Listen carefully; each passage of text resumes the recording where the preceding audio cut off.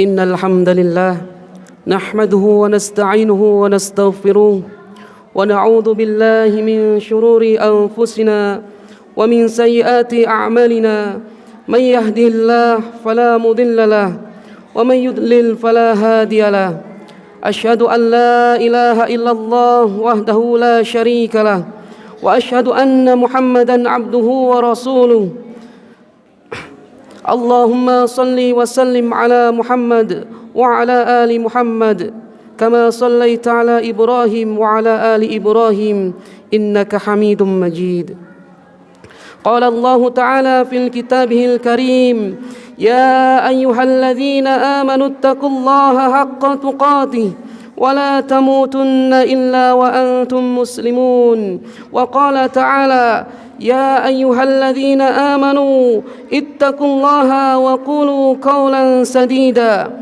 يصلح لكم أعمالكم ويغفر لكم ذنوبكم ومن يطع الله ورسوله فقد فاز فوزا عظيما. Hadirin jamaah Jumat yang dimuliakan Allah Subhanahu wa taala. Alhamdulillah, pada kesempatan Jumat yang mulia ini kita masih diberikan rahmat, hidayah serta inayahnya oleh Allah Subhanahu wa taala, sehingga kita masih bisa mengungkapkan rasa syukur kita dengan melaksanakan rangkaian ibadah salat Jumat di masjid yang mulia ini dalam keadaan sehat walafiat. Sebagai wujud rasa syukur kita pula, marilah kita senantiasa meningkatkan keimanan kita dan ketakwaan kita kepada Allah dengan sebenar-benarnya keimanan dan sebaik-baiknya ketakwaan. Allah Subhanahu wa taala menurunkan Islam sebagai kemuliaan bagi pemeluknya, mengutus Rasulullah sallallahu alaihi wasallam untuk memberikan kebahagiaan kepada mereka di dunia dan di akhiratnya. Allah juga menurunkan Al-Quran, demikian pula wahyu berupa hadis sebagai bimbingan dalam kehidupan. Karena Allah telah memberikan manusia akal untuk berfikir, maka Allah menurunkan Al-Quran supaya mereka mentadaburinya. Allah berfirman, afala yatadabbaruna al-Quran am ala qulubin aqfaluha.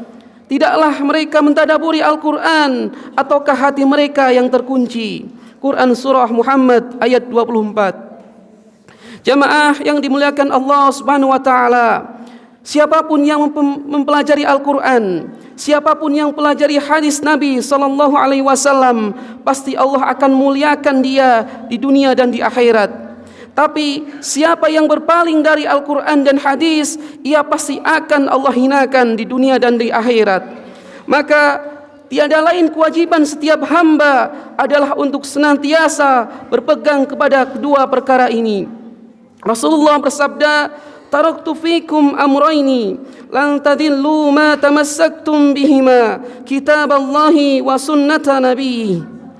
Aku tinggalkan sesuatu bersama kalian, jika kamu berpegang teguh kepadanya, kalian tidak akan tersesat selama-lamanya, yaitu kitabullah dan sunnahku. Hadis riwayat Imam Malik. Maka saudaraku, tidak ada kebahagiaan di dunia ini kecuali dengan berpegang kepada kedua perkara ini, yaitu Al-Quran dan As-Sunnah Rasulullah sallallahu alaihi wasallam, sesuai dengan apa yang dipahami oleh para sahabat. Dan itulah jalan keselamatan. Siapapun yang ingin selamat tapi mencari jalan selain Al-Quran dan hadis, maka pasti ia akan tersesat. Dan siapa yang ingin mencari kebahagiaan, namun ia mencari selain daripada Al-Quran dan hadis sebagaimana sumber kebahagiaannya, maka ia tidak akan pernah bahagia selama-lamanya.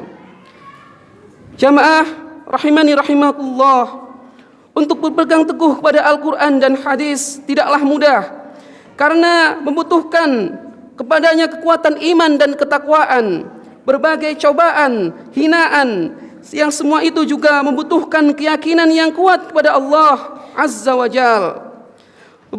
Berapa banyak orang yang membaca Al-Quran, membaca hadis, namun karena keyakinan yang ia kurang kepada Allah, di samping itu terdapat hatinya yaitu penyakit-penyakit. Mereka membaca tapi tidak mengetahui apa yang dibacanya. Sehingga akhirnya Al-Quran dan hadis tidak lagi menjadi obat penenang untuk dia, tidak menjadi kebahagiaan untuk dia, dan akan menjadi sebuah bencana yang akan menyeretnya ke dalam api neraka. Oleh karena itu Allah mengisahkan tentang orang-orang munafik yang mereka menyembunyikan kekafirannya dan memperlihatkan keimanannya. Allah berfirman, wa idza ma unzilat suratun faminhum man yaqulu ayyakum zadathu hadhihi imana.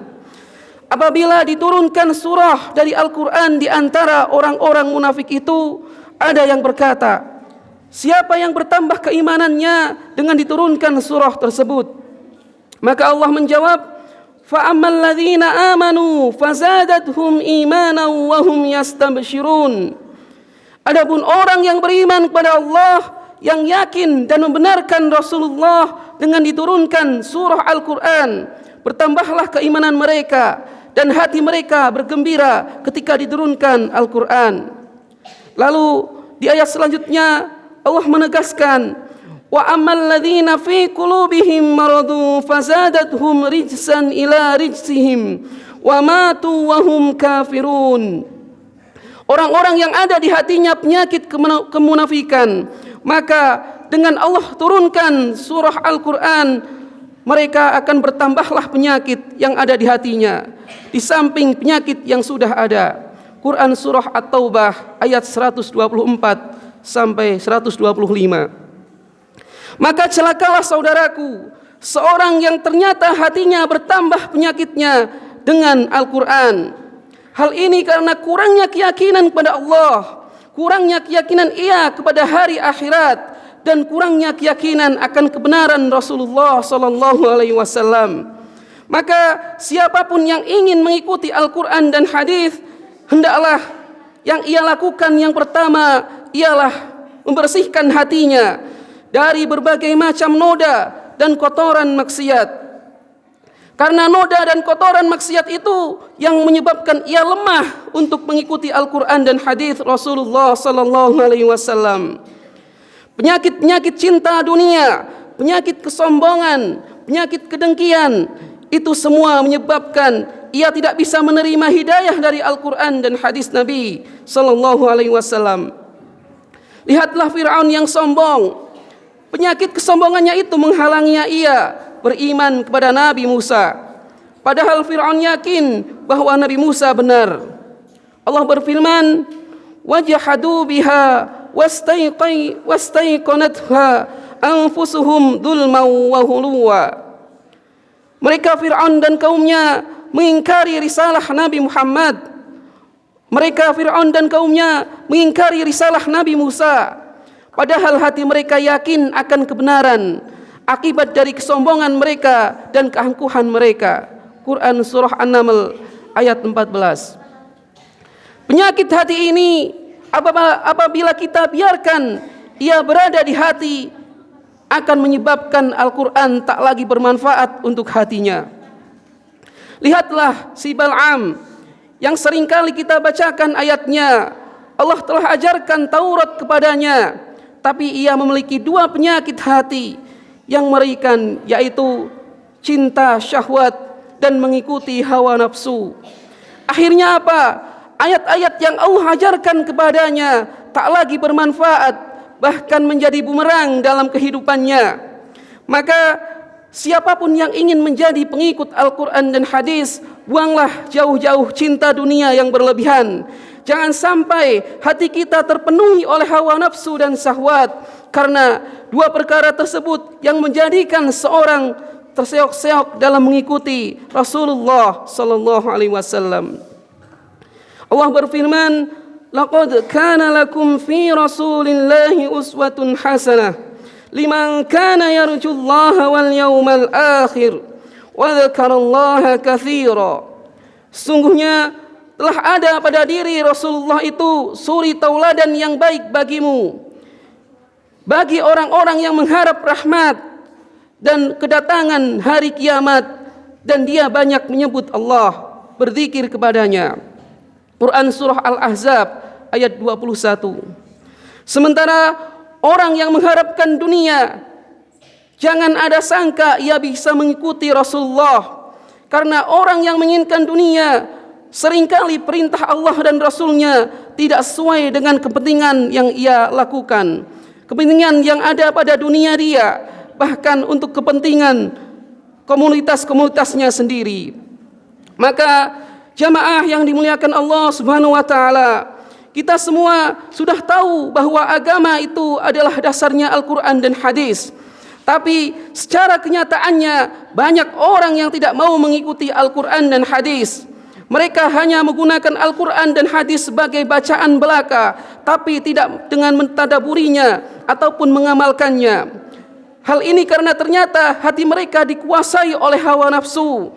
Mereka lebih sering senang berbicara dengan agama dan pendapatnya dengan ra'yu, lebih mengutamakan keinginan, kepentingannya, syahwatnya sendiri.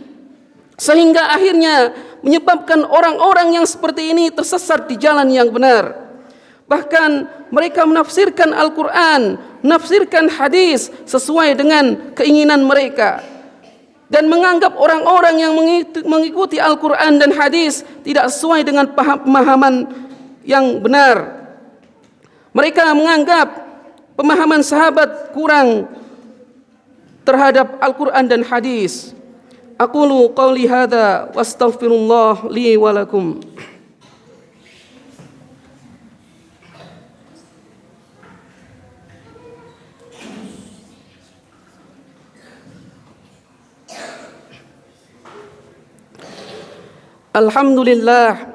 Alhamdulillahi wassalatu wassalamu ala rasulillah Nabiina Muhammadin wa ala alihi wa sahbihi wa mawala.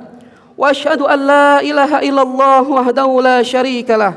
Wa ashhadu anna Muhammadan abduhu wa rasuluh. Ya ayyuhalladzina amanu taqullaha haqqa tuqatih wa la tamutunna illa wa antum muslimun. Umatal Islam yang dimuliakan Allah Subhanahu wa taala. Oleh karena itulah Allah menyebutkan bahwa Al-Quran itu adalah hidayah untuk manusia. Namun tidak semua manusia bisa mengikutinya. Yang mengikutinya hanyalah orang-orang yang bertakwa kepada Allah. Allah berfirman, Alif Lam Mim, Dzalikal kitabu la raiba fihi hudan lil muttaqin. Alif Lam Mim, itulah Al-Quran yang tidak ada padanya keraguan sedikit pun sebagai hidayah untuk orang-orang yang bertakwa. Quran surah Al-Baqarah ayat 1-2. Dalam ayat yang lain Allah menyebutkan hidayah untuk manusia, petunjuk untuk manusia. Namun ternyata tidak semua manusia bisa mengikutinya. Hanya orang-orang yang bertakwa, yang beriman dan yakin kepada Allah dan Rasulnya, yang betul-betul hatinya mengharapkan kehidupan akhirat, merekalah yang bisa mengikuti Al-Quran dan As-Sunnah. Mereka yang bisa melaksanakan perintah-perintah Al-Quran dan menjauhi larangan-larangannya. Karena perintah Allah dan Rasulnya seringkali tidak sesuai dengan syahwat manusia. Karena syahwat manusia seringkali menginginkan kemaksiatan, sementara Allah dan Rasulnya memanggil kita kepada kebaikan. Jamaah rahman rahimakumullah, di bulan Rabiul Awal ini adalah bulan yang dimana dilahirkan Rasulullah, dimana kita mengaku mencintainya, yaitu bukan hanya dengan perayaan-perayaan yang kita lakukan, yaitu dengan mengamalkan Al-Quran dan hadis sesuai dengan tuntunannya. Jangan sampai kita mengikuti Al-Quran dan As-Sunnah tapi tidak sesuai dengan apa yang Rasulullah contohkan. Allahumma salli Muhammad wa ala ali Muhammad kama sallaita ala Ibrahim wa ala ali Ibrahim innaka Hamidum Majid. وبارك على محمد وعلى آل محمد كما باركت على إبراهيم وعلى آل إبراهيم إنك حميد مجيد. اللهم اغفر للمسلمين والمسلمات والمؤمنين والمؤمنات الأحياء منهم والأموات إنك سميع قريب مجيب الدعوات. اللهم انصر إخواننا المسلمين المجاهدين في كل مكان. اللهم احفظ جهادا في بلادنا. ربنا لا تزغ قلوبنا بعد إذ هديتنا وهب لنا من لدنك رحمة إنك أنت الوهاب. ربنا إنا نسألك الهدى والتقى والعفاف والغنى. اللهم أرنا الحق حقا وارزقنا اتباعه وأرنا الباطل باطلا وارزقنا اجتنابه. اللهم أحسن عاقبتنا في الأمور كلها وأجرنا من خزي الدنيا وعذاب الآخرة. ربنا آتنا في الدنيا حسنة وفي الآخرة حسنة وقنا عذاب النار. وصلى الله على نبينا محمد وعلى آله وصحبه ومن تبعهم بإحسان إلى يوم الدين. وآخر دعوانا أن الحمد لله رب العالمين. أقم الصلاة.